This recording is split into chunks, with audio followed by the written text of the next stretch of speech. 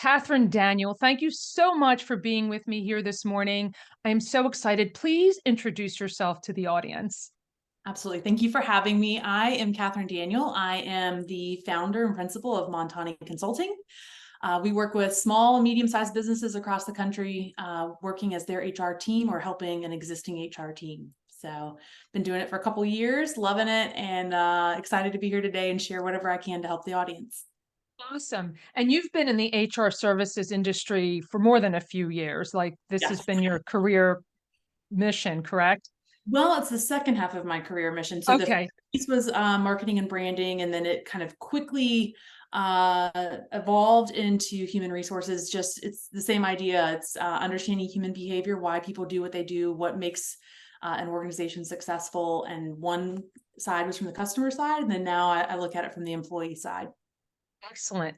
So what I love and a few things that we were talking about in the green room is, there are some cost-free things that, that don't cost any money that employers can consider that will also help the employee. So let's dive into that for a minute. Because what I asked you and what we'll ask here is, what aren't we talking about? What is it that we're missing? As organizations and looking for top talent. Absolutely. Yeah. I mean, I feel like anytime you bring up HR or just the industry in general over the last year or two, you hear about quiet quitting or the great resignation or how tough it is to get great talent or retain great talent, et cetera, et cetera. And I feel like the foundation to solve a lot of these problems exists in the job description. Mm, Not the sexiest document. It's not the most glamorous. It's not super fun to sit down and write one. A lot of times we find that people just don't even know where to start or how to start writing one. But once you get in the rhythm of it, it's pretty easy. And then you start to see the power of it. right. Who's the best person, Catherine, to write that job description? Is it something that the person holding the position should write? Like, how does that process, what's the best way to approach that process? Yeah, that's a great question. And a lot of times people are surprised when I tell them that I've never, from start to finish, written a job description. It is always a Mm, collaborative process. The people that I've worked with over the years, I've asked them to write their own job description. And then it's an awesome opportunity for me to see what they think is most valuable about their contribution. And if they're writing that down on the job description, I'm asking, well, Susie, why is this so significant? You included on your job description. This should be about 5% of your job, not a key piece of your job. It's a great conversation starter as well. right. But there's some tools and resources out there as a good starting point. We use onetonline.org a lot. That is Department of Labor data about every type of position or role you could imagine, including really helpful compensation information, that could be great for leaders and business owners. But a lot of times we'll start with data from there and then ask the individual contributor to add to it, to edit it. And then a great kind of process that we recommend moving forward is every 90 days or so, print out a copy of your job description, leave it on your desk for a week. At the end of each day, look through that list and think, what am I missing that I've now somehow acquired over the last 90 days, this responsibility? And then what is no longer relevant? What am I no longer doing because it's not important to the business or because I've delegated it to somebody else? And that's a great cadence to get into to keep them updated, because that's the other hurdle we hear a lot of times is Right. fast growing organization and our jobs change every day and I have 5 jobs today and maybe 4 jobs tomorrow and 6 jobs the next day. How do I keep this all up to date? It doesn't have to be a daily thing, but quarterly Right. is a nice cadence just to keep that living, breathing document somewhat up to date. I love that tip because, like you said, we're changing so much, things are so rapid, but also it helps the employee let the employer know all of the responsibility that they're doing at the same time. And perhaps, it's a way to speak up, to say, look at these things. It's a way to speak up and be an advocate for your career within the organization. I hadn't even thought of that before. What an incredible, quick test that they could do, like you said, maybe once a quarter and say, does this encapsulate all of my responsibility? Oh, I've taken on so much. I should talk to my boss about that, right? Absolutely. And one tool, and kind of to go from the beginning and work our way through this a little bit here, but in the onboarding process, we recommend taking that job description and let's just start the process of having really open, honest conversation of, I sit down with Francesca and I say, hey, day one, here's your job description. You're not going to be 100% at 100% of these things.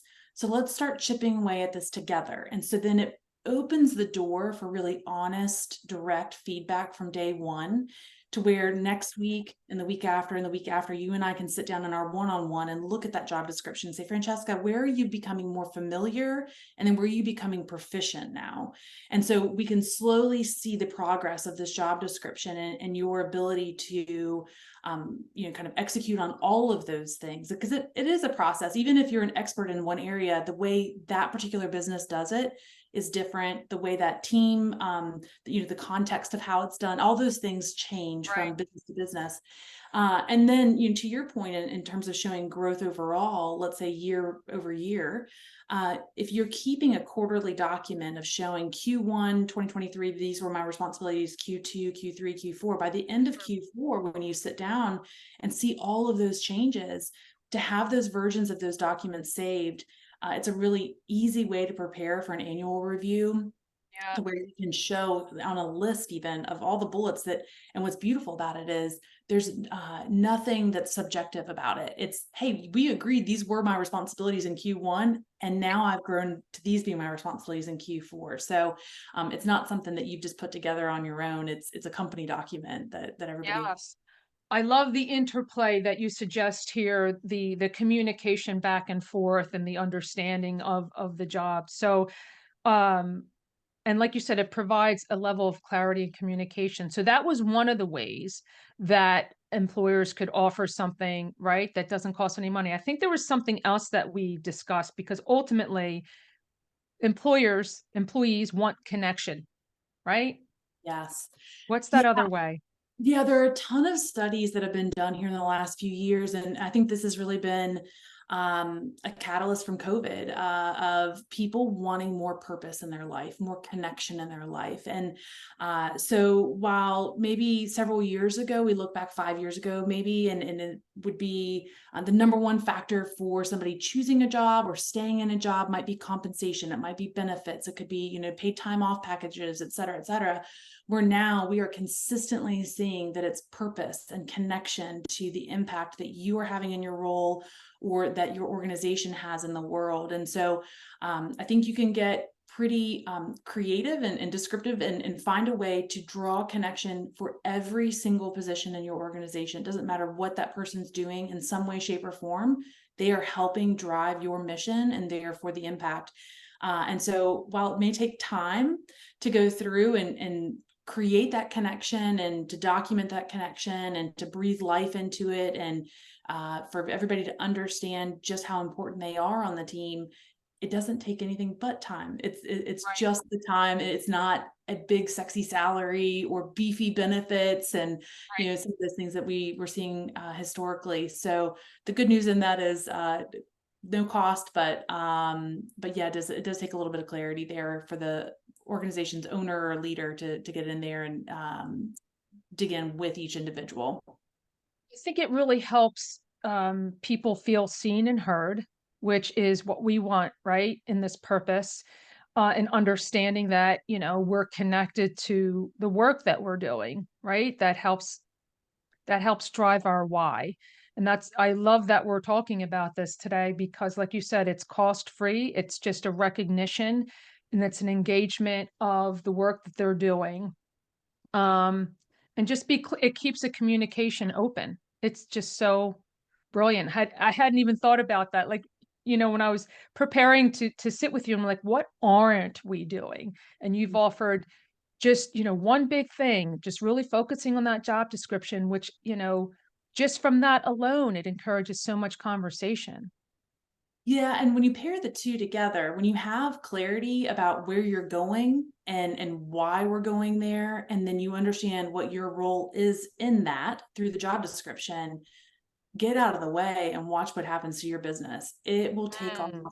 like wildfire, and it's exciting to watch. Once people understand, if you've hired the right people, fit that skill set, and they believe in your mission, and they know how to execute on that, it's wild and exciting and fun to watch an organization just grow and the impact increase exponentially in a lot of cases. That's such great advice, because sometimes, I don't know, correct me if I'm wrong, but, do we often tilt too much on the skill side, right? And say, "Oh, priority is the skills that they have," but what we're saying here, it's other things. It's getting that right personality for your organization in there, that they're purpose and mission driven, and then they could learn certain things. Absolutely, yes. I think there are some things that are more easily taught than others, and a lot of times the more easily taught things are skill based. Hmm, When you're looking for somebody that believes in your mission, it's really difficult to get somebody to believe in your mission, like without, if you share your mission effectively and it doesn't resonate with them, I think it's going to be difficult to get the results, and to do so in a way that everybody's happy, everybody feels engaged, and everybody right. feels connected.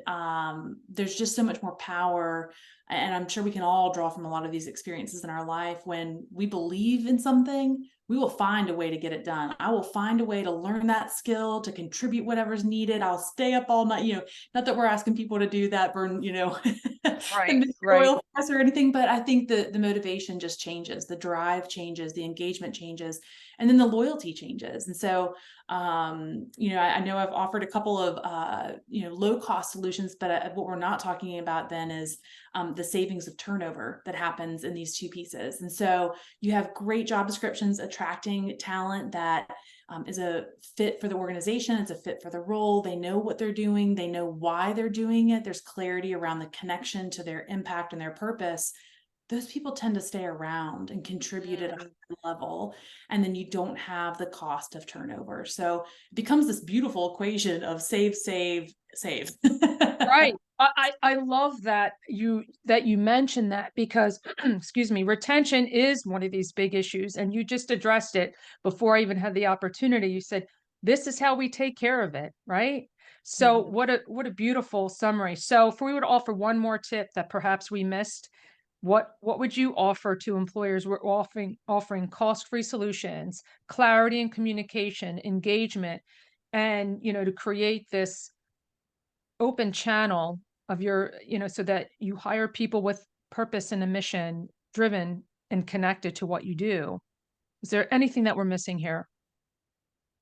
I mean, I think just one, to carve out the time to do these things. I know Okay. I'm a business Yeah. owner. I get it. This is hard to find the time. This is kind of in that category of working on your business, but the Mm, impact that it's going to have in your business is phenomenal. And so I think if you can get clarity around who you have on the team, what they're doing, and why they're doing it, that will serve beyond just that one session of you sitting down and making that happen. And then I think just being truthful about it throughout the entire process from start to finish. When you're in the attraction phase of trying to get that top talent to come in and be part of your team, just be raw and real about it, and kind of where you're at and what you're about, and what the job is going to take. And then throughout the entire employee life cycle, reinforcing that. And so I think that takes courage. I think that takes consistency. And then again, just carving out the time to actually do it. wow. Such incredible advice. Thank you so much. So with all this great work that you get to do, Catherine, do you have a favorite piece of clothing or an accessory, and how does it make you feel? Okay. I know it's an interesting question, but I love the answers that I get. No, that's great. One of my go-tos is just a good old pair of jeans. I Okay. live in a coastal environment that's very relaxed and chill and casual. So that fits in well. We don't see a lot of suits around here, and that's just not the vibe in Wilmington, North Carolina. And then I think another piece of it is that working in HR, a lot of times there's this assumption that you're stuffy and Mm. rigid and all that. And jeans just don't communicate that. They make me feel more approachable. I feel more casual when I'm in them. And then also, I think there's a little sentimental value. My dad always wore jeans to work and anywhere and everywhere. And so I think it just makes me think of him and childhood. Oh, that's great. That touches my heart to keep that connection. So I love this conversation, Catherine, because you've offered something that is so valuable for employers and employees. So if someone wanted to continue the conversation with you and learn more about you and your organization, where's the best place for them to find you? Sure. LinkedIn. We Okay. are really active on LinkedIn. And then our website too. We have a blog that we update fairly often, and then a monthly newsletter that usually is, 3-minute, 4-minute read with some sort of um, actionable item in there that people can take with them to implement within their business. So I think any of those would be great tools and resources just to keep the conversation going. And I would welcome that. I'd be excited for it. Great. So I'll put all of those links in the show notes so that people can find you. So I just wanted to say thank you for your time and energy today. I'm so grateful for everything that you've shared. I hope you have an incredible day. Thank you so much. I appreciate the opportunity.